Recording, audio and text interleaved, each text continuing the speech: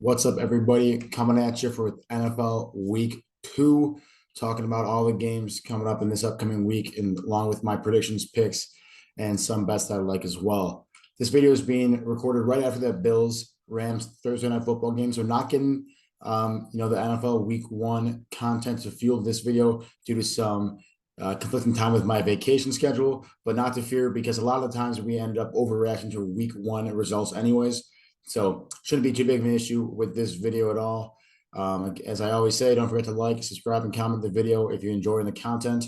And with that, we will jump into the first game with the Chargers' second straight divisional game taking on the Chiefs in Arrowhead Stadium in Kansas City. I'm not surprised by this spread at all. These are two teams that are likely to be atop. One of them is going to be atop the AFC West division at the end of the year. And I think early in the season, we're still trying to figure out who it's going to be. Whichever team was the home team in this matchup was going to be the one favored by 2.5 to 3 points. So no surprise there at all. But I expect a lot of points to be put up this game. While this 53.5 total might seem high, if I had to bet on the total, I'd probably lean towards the over just with the high-powered offenses these two teams have. And then when I'm thinking about who's going to win this game, I think I have to side with the Chargers. And the reason I'm siding with them is, the majority of the reason I side with the team, and that's because they have the better defense here. Some huge acquisitions in the offseason. I keep mentioning with Khalil Mack and J.C. Jackson, two of the best players at their respective positions. You compare that to the Chiefs side of the football. Again, I think this Chiefs defense is going to struggle to start the season, especially in the secondary with some key losses with Charvarius Ward at cornerback and Tyrann Mathieu at safety. With this Steve Spagnuolo defense, it takes these guys a little bit of a learning curve to get used to their positions and the schemes that he's throwing out there. When you're going against guys like Mike Williams, Keenan Allen, and even Austin Ekeler out of the backfield, it might take a little bit of extra time to really get in the groove for this Chiefs defense. And not only that, Chiefs on offense, a little bit one-dimensional without the really strong run game, especially between tackles. I think that'll allow guys like J.C. Jackson and Derwin James to really key on the passing attempts and do their best to slow down this offense. I don't think you can never stop Patrick Mahomes and Travis Kelce and the rest of this Chiefs offense, but you can certainly slow them down to the extent that the Chargers will put up enough points this game to outlast the Chiefs even on the road. And then we're looking at the next game here with the Washington Commanders taking on the Detroit Lions in Detroit. Basically a pick 'em game here with the Commanders being slight favorites. I think it's going to be a fair spread just because these are two teams that people are still trying to figure out. The Washington Commanders really disappointed last year, especially they disappointed me as I thought they were going to have a really great season. And the Lions disappointed just about everyone who tuned in to watch them play, regardless if they're rooting for with just the brand and poor quality football they were putting out there. But for me, I think this is a simple game of pick the Commanders here. I think they're a more talented team, certainly better on defense. I like what the Lions have been doing on offense, especially with their offseason acquisitions and, getting DeAndre Swift back and running back, who's really a dual threat guy out of the backfield there. It's going to help their team. But at the end of the day, the real weakness of this Lions team and the real atrocity of this Lions team is their defense. I don't think they really are going to be able to stop anyone much at all this year, just like last year. While they're going to get some more support from their offense, I still don't think it's enough to win a lot of these games. It's going to take some time to meet the Lions and for them to prove to me that they're improved on both sides of the football before I start picking them, even in picking games like this. Give me Carson Wentz over Jared Goff in this game. I love Terry McLaurin. I think he's going to be the biggest X factor in this game for either team. I think if Washington can get him going at wide receiver, then they're going to go as he goes, and they're going to win this game, especially with Washington's front seven led by guys like Jonathan Allen. I think they have the edge here over the Lions on the road. Just a quick reminder, got a partnership with Prize Picks. You sign up with our code PROPICKS. They'll match your deposit up to $100. That means you put $100 in this account. They're going to give you an extra $100 for free. Who doesn't like free money? And on top of that, they keep offering these free wins, guys. You see, I signed up in September 2021, new and close to $1,000. And that's the reason why is because of these little freebies they give out every so often, like Matt Stafford. If he throws for a yard, you're going to win. If Tom Brady throws for a yard, you're going to win. Again, sign up for the code with the code PROPICKS. Double your money instantly with your deposit and start betting on opportunities like this just to make some free money. A battle of the backup quarterbacks here. Joe Flacco and the Jets take on Jacoby Brissett and the Browns in a game that I really have no interest in watching at all. Here, 4.5 point spread. It's a little much for me to be betting on a backup quarterback like the Browns in Brissett, despite how well he's played throughout his career as a backup. At the end of the day, when you're throwing a backup quarterback out there, you're liable for anything to happen. The turnovers, interceptions, and just everything seems to go wrong when you throw a backup out there in the NFL. That being said, you could say the same thing about the Jets with Joe Flacco, despite his career experience. The reason that the Browns are going to be favored this game by so much is because their defense is so far ahead away at the Jets, who don't have the worst defense in the world, but I really think the Browns have one of the strongest defensive units in football, led by Myles Garrett at D end and then Denzel Ward at cornerback. Just two absolute studs there. Again, not really interested in watching this game too much. Over under implies it's going to be a pretty low scoring game. I'd be surprised if the Jets put up 20 points this game. I think the Browns have enough offensive firepower with their running backs with Kareem Hunt and Nick Chubb to, one, just control the clock, keep the ball in their hands, and keep the Jets offense off the field. And, Amari Cooper might just be able to make one or two big plays there where I think the Browns are going to win this game, obviously. But I don't hate the Jets here at plus 4.5. I think they're a tough football team. They don't have all the pieces to connect to get wins right away, but I think I like their mentality and their mindset, and I think they're going to compete in this one. Another game where I think the underdog is going to compete is the Saints at home hosting the Buccaneers and Tom Brady. I think last year the Saints swept Tom Brady and the Bucs in the season series in the playoffs, despite losing to them, or in the regular season, despite losing to them in the playoffs. Again, I think that in the Saints, they're always going to play the Bucs tough, but especially at home here too. While the Buccaneers have Tom Brady and a lot of offensive weapons, especially in the wide receiver position, and a great defense all around, I think a lot of the same things can be said about the Saints. The real key difference here for these two teams is Tom Brady over Jameis Winston at quarterback, and a little bit stronger offensive line with the Saints rather than the Bucs, who've been decimated by injuries on that offensive line front. Because of those injuries, I think guys like Cam Jordan and the rest of that Saints front seven are going to get to Tom Brady a little bit quicker than he's used to. Throw him off his spot and off his timing, and that's going to allow the Saints and guys like Marshawn Lattimore, who's pictured here at cornerback, to at least limit their offense, and guys like Mike Evans here. I think you talk about the offensive power that the Saints have. Alvin Kamara is one of the best running backs in the game. And you got Mike Thomas, who's a stud when healthy. Chris Olave, who's my personal favorite rookie wide receiver. And then Jarvis Landry coming in the offseason too. That's a lot of weapons for Jameis Winston to throw to. And, if he can put it together and have a turnover-free game, I think the Saints have a real shot at winning this one. I certainly like them plus 3.5. But at the end of the day, it's in a 2-minute drill. I trust Tom Brady way more than I would Jameis Winston.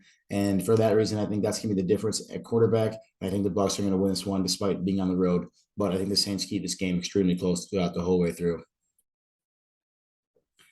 Another very close game, but a game that I don't have too much interest in watching. The Panthers taking on the Giants in the Meadowlands.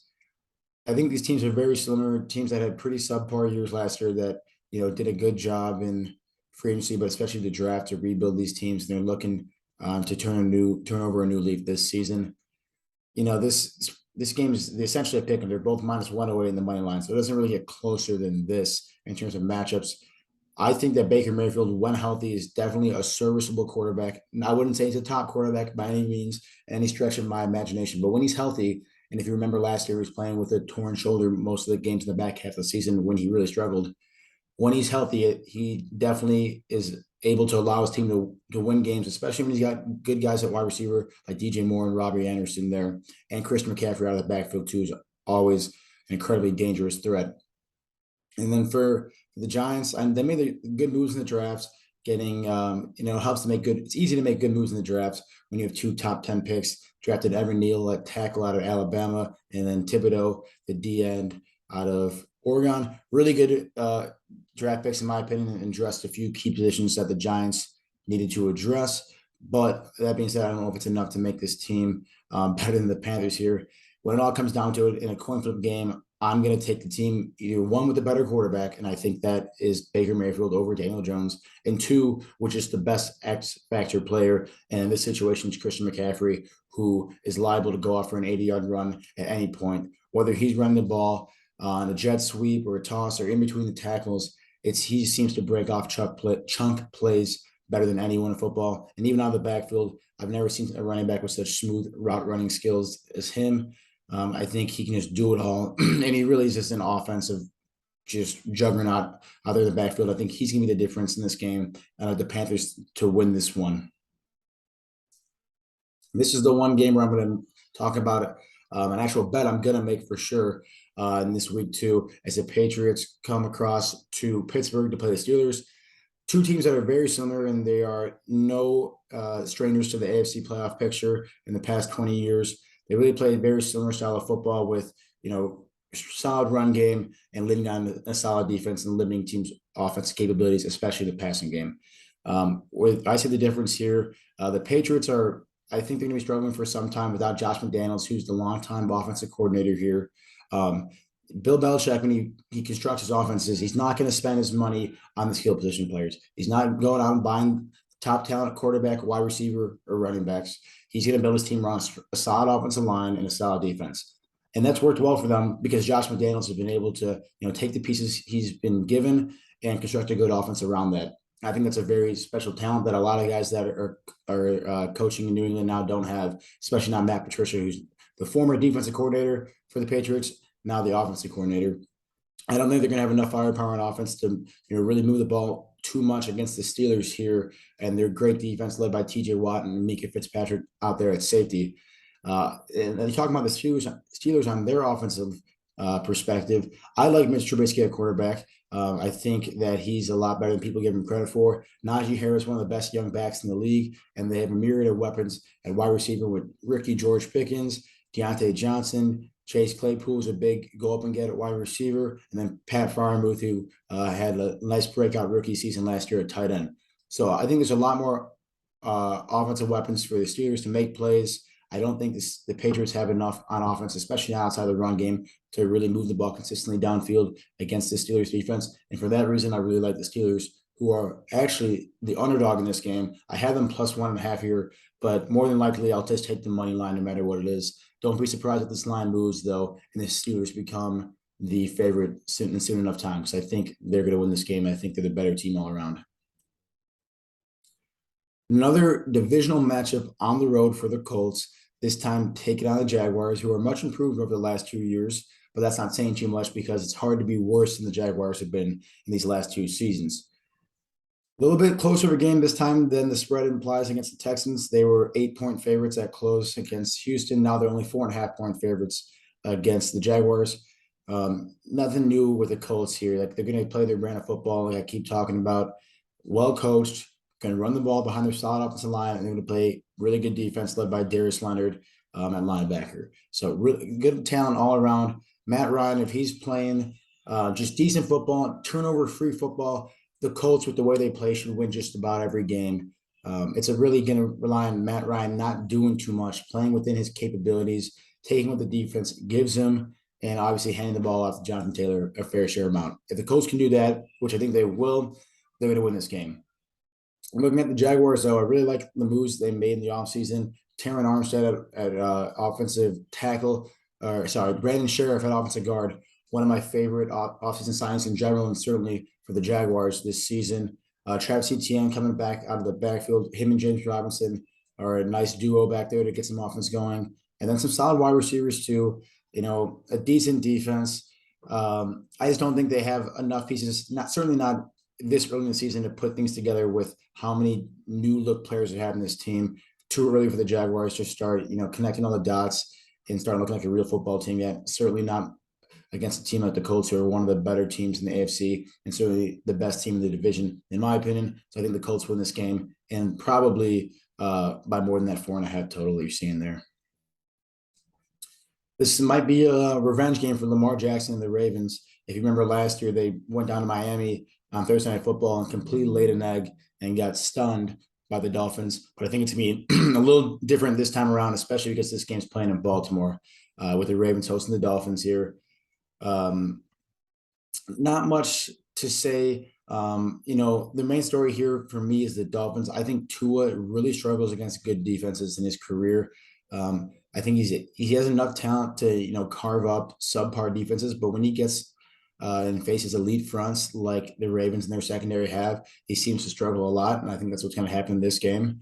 I really like what the Ravens have going on in defense, and I think that with the lack of run game that Miami has, I don't think Tua can be able to bail them out this game with his arm.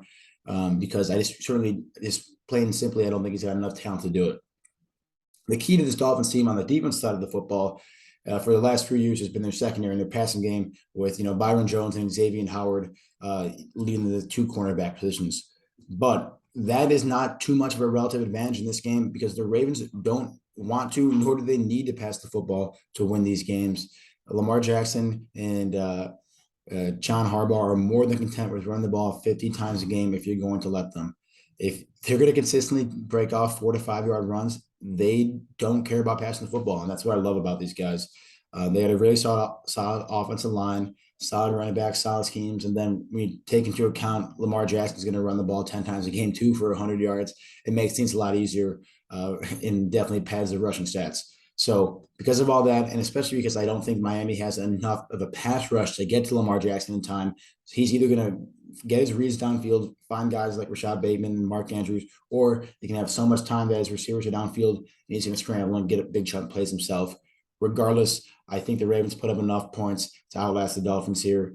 Again, I don't think the Dolphins are going to put up enough points with Tua in the passing game against this Ravens secondary to beat the Ravens this time. Like the Ravens to win this game. 4.5 points, right around where the spread should be in this game, but I think I'm going to lean the Ravens. But you got to know that I'm biased this year, and I love the Ravens, and I love Lamar Jackson this season, and that's where that pick's coming from too. I'm not going to talk too much about this game with the Rams favored by two touchdowns, taking on the Falcons, who are one of the worst teams in football, in my opinion. Listen, Rams, Super Bowl champions, defending Super Bowl champions, coming off a loss against the Bills, demoralizing loss on national television, home game, and a long week at that to prepare for the Falcons. There's absolutely no doubt in my mind the Rams win this game. Jalen Ramsey's going to be able to lock down Drake London, rookie wide receiver. Yeah, he didn't look that great against guys like Stephon Diggs and Gabe Davis and Josh Allen throwing the ball, but that's not what's happening in this Falcons offense. They're putting out Drake London and Marcus Mariota. I think Jalen Ramsey will do just fine against that combo and the rest of this Rams defense as well. I'm never going to bet in a game that a team's favored by 14 points. I'm never going to bet the spread on that one. But what I do like here is the Rams team over. I think they're going to light up this Falcons defense, especially they got a better taste in their mouth against that Bills game. I think they're going to come out trying to prove something this season. And after that really poor performance in week one, I think they're going to light up the Falcons this game. Without a doubt, they're winning this one. Divisional matchup here for Trey Lance and the 49ers as they host the Seahawks in Levi Stadium. I like the 49ers to win this game. I'd like to avoid betting on divisional matchups here just because, especially in the NFC West, has been so hard fought throughout the last decade or so. But, when Geno Smith's lining up at quarterback or even Drew Lock, if they ever decide to switch for the Seahawks, that's simply not enough to beat this 49ers defense. It's a top 10 unit in the league for sure. Fred Warner, one of the most versatile linebackers in the league for the 49ers, who's just as good in the passing game as he is in stopping the run. I really like, and then you got Nick Bosa going after the pass rusher too against the subpar Seahawks offensive line. Everything points to the Niners winning this game. Niners, much like the Ravens, want to run the ball as much as they can and pass the ball as little as they have to. That lends itself well to the Seahawks defense, who finds himself without Bobby Wagner, the longtime middle linebacker there. They're definitely still hurting from that departure. And I think the Niners, just like I predicted against the Bears, are going to be able to run the ball all day against this front unit, the Seahawks. And at the end of the day, Kyle Shanahan is going to throw up some good plays for Trey Lance every now and then where he can get a big chunk play to a guy like Deebo Samuel or George Kittle. That I think the Niners win this game just fine and probably cover the 7.5 point spread. Now, this game is one I'm going to be closely watching. Two divisional winners last year with the Bengals on the road against Dallas. Dallas favored by 2.5 points here at the open. Line subject to change, obviously. Is this 2.5 point spread as the home team is implying this game is basically a coin flip if it was played in a neutral site. The fact that Dallas is at home is giving them that 2.5 point edge here. But as I talked about in the preseason videos and in week one, I'm not sold on the Cowboys this season. I think they're a lot more devoid of talent than they were last year. Granted, on the defensive side, Micah Parsons and DeMarcus Lawrence, a great combo there in the defensive line. But outside of that, I think they're really thin on defense. So even though they got Trayvon Diggs at cornerback, he does makes some flashy plays and gets interceptions and pick sixes, but he also lets up 100-yard games consistently. I really don't think he's all that solid of a cornerback and not a great option for the Cowboys. On the other end, the Cowboys offensive line is hurting a little bit. Still a pretty solid unit, but they seem to, really abandon the run game in favor for the passing attack the last few seasons. But without guys like Michael Gallup and the departure of Amari Cooper, how prolific can this passing offense really be? It's a little bit thin the pass catching position right now. When it comes down to it too, I'm taking Joe Burrow over Dak Prescott, which is a nice segue to talking about the Bills and their offense. The Bills passing attack, especially their wide receiver trio that they have, one of the best in the league, if not the best in the league, and definitely overshadows what the Cowboys wide receivers are doing. Even if Trayvon Diggs has a good game and tries to stifle Ja'Marr Chase, and you still got Tyler Boyd and T. Higgins, who's primed to have a great year this season as well. Joe Mixon can catch passes out of the backfield as well as run the ball between the tackles. And then again, you got Joe Burrow, who is the most accurate quarterback in football in terms of throwing the ball into tight coverage and completion percentages. So for all those reasons, it confuses me a little bit why the Bengals are underdogs here, but I think people are giving the Cowboys a little bit too much credit for the last few seasons they had. And I like the Bengals to cover this game, and I also like them to win this one outright. Another big spread game that I won't talk about too much here, with Russell Wilson and the Broncos hosting the Texans. Bottom line, the Broncos are a much better team than the Houston Texans here. I mentioned in my week 1 video that Houston last year on defense, the only team that had a bottom 5 defense in rushing and in both rushing and passing. So that definitely is not going to help you win too many games. And not only that, they didn't really do too much in this offseason besides drafting Derek Stingley Jr. at cornerback to address that. And cornerback is definitely the hardest position to come out of college and produce right away at the NFL level. It's going to take a little bit for Stingley to really get his sea legs in the NFL. Broncos defense, especially their secondary, very solid.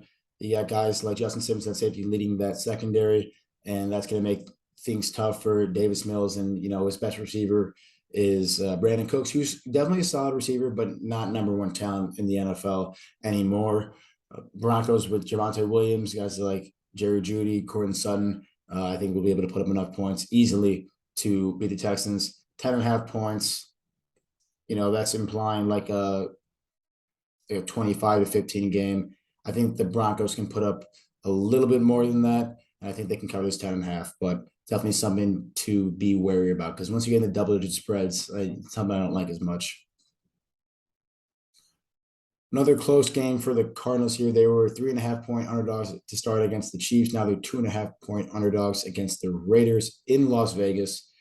I like both these teams a lot, especially on the offensive side of the football. But right now, at the beginning of the season, without DeAndre Hopkins at wide receiver due to suspension, the Cardinals are definitely hurting a little bit more on the offensive side of the football. Big offseason acquisition here was when Chandler Jones, defensive end, left Arizona and now joins Max Crosby in that Raiders defensive line. And I think that's ultimately going to be a huge factor in this game, as the Cardinals offensive line has been a significant issue for them in the past and something that their management refuses to address in a major way. I think they're going to have their hands full of Crosby and Jones, and that's going to lead to Kyler Murray scrambling a ton, which he does well, but I don't think it's going to be enough to keep up this Raiders offense that is suddenly very prolific with the addition of Devontae Adams in the offseason, and they got Darren Waller, who's healthier to start the year. Throw in, you got Hunter Renfrow, one of the best slot receivers too. Josh Jacobs, that's looking to have a better year this year. The Raiders can do a lot on offense. I think both these defenses are average to below average, but at the end of the day, I think that the home field advantage here in Las Vegas is huge. I think with the rowdiness of that crowd, and again, that D line that the Raiders have, that's going to be enough to beat the Cardinals. I think the Raiders win this game outright, and I think they cover this 2.5-point spread with big games from guys like Devontae Adams and Darren Waller here.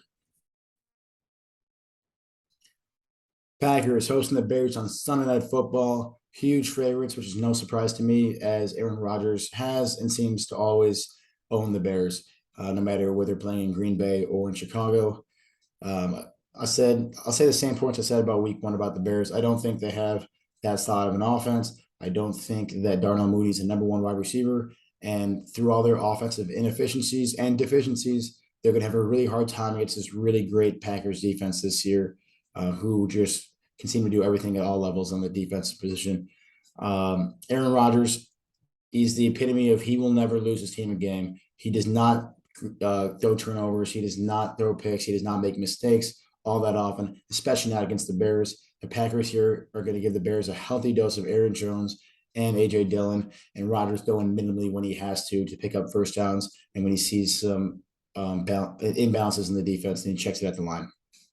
End of the day, especially at home, especially under the lights in a primetime game, I'm taking the Packers all day, every day against the Bears. This is a game that I will probably tease down to 2.5 for the Packers, or 3.5 for the Packers, as I think they will have an easy time beating the Bears this game. Bills coming off a long week and a huge win against the Rams are hosting the Titans here. Titans boasted the best record in the AFC last season, but that's something that probably won't be repeatable this year with some key departures with guys like Julio Jones and A.J. Brown. Normally, if I were to look at this game, I were to say there's no way that a Mike Vrabel-led team gets beat by a touchdown no matter where they're playing. But the Bills look so dominant, so balanced against the Rams that it's hard to see them not blowing out any team that they play. The Bills didn't blitz the Rams a single time in game one, which shocked me for how much pressure they got. And they ended up sacking Matt Stafford 7 times, which is rushing 4 or 5 guys. Insane to me that because usually the pass rush is the weak point of that defense, but obviously the addition of Von Miller has really jump-started this Bills pass rush. And the fact you got great defensive guys all around in the secondary and at linebacker position, it's really hard, to put up points against this Bills defense, as you saw that the Rams struggled all day doing. Then on offense, for the Bills at least, running, at least from a traditional running back perspective, is not their forte, but Josh Allen proves to be the motor in that offense, whether it's in the passing or run game. How are the Titans going to be able to stop Gabe Davis and Stephon Diggs, along with anyone else who Josh Allen wants to pass the ball to? I have no idea, and I won't believe anyone can do it until I see it. I don't think the Titans have enough weapons at the wide receiver position. They got Bob Trees, Robert Woods, and the rookie Burks, but that's not going to be enough for Tannehill to outlast and put up more points than this Bills team. They're going to try to run the ball with Derrick Henry as much as they can, control the clock, not make Tannehill throw the ball too often. But this Bills front seven is just so impressive. They're so big, especially the linebacker position. I think they're going to be able to limit Derrick Henry to the best anyone can. And I think the Bills are going to win this game in a blowout again for 2 straight weeks. They got a lot of time to prepare for the Titans too. They played on Thursday Night Football, so they get a few extra days to rest up, but also prepare for these guys. I said it with the Rams. If you're a team that has inefficiencies and imbalances in your offense, like the Rams did in the running game, like the Titans do in the passing game, you're not going to be able to beat this Bills team. You have to be very balanced. You cannot have any one-dimensional aspects in your offense, or else the Bills will take advantage. And that's exactly what I think is going to happen in this game, where the Bills win a lot. And the first game for Bills Mafia, this stadium's going to be crazy. Just imagine all the tables are going to be broken on Sunday. And then the last game we're going to talk about here, Vikings taking on the Eagles, with the Eagles being a 2.5-point favorite here. This is, 2 teams with really good offenses, different styles of offense for sure, but solid offenses and really good playmakers. Where the edge is given to the Eagles here is their defense. Their cornerbacks with James Bradbury, who came over from the Giants last year, and then Darius Slay. While they're not going to be good enough to shut down Justin Jefferson, because I don't think any cornerback in the league is. They're certainly better than whatever talent the Vikings are putting out there in their secondary. Then you got guys like Fletcher Cox, Jordan Davis, the rookie, and the D-line, again, outshine whatever the Vikings are putting on their defense. I think 2 things. One, I think the Eagles are going to win this game, but I do think it's going to be a very close game. But I think the better bet here is the over at 47.5. I think both these teams will be putting up points with ease, just because you get a guy like Dalvin Cook out of the backfield and Justin Jefferson. It's easy to put up points. And then I think this Eagles offense, with Jalen Hurts being as big of a rushing threat as he is, throwing guys like A.J. Brown and Devonta Smith, I think they'll be able to put up points with these two. So I think the Eagles win this game, but definitely gonna be a close one because I think the Vikings have so much talent on offense that they can compete with a lot of teams. But at the end of the day, I think the Eagles defense is the difference maker and the reason that they win, but expect a lot of points in this game too. So that is the video. Not having a card this week early because I'm making this video so early, but definitely check out on Twitter to see what my official bets are. And hopefully we keep making some money here in week 2.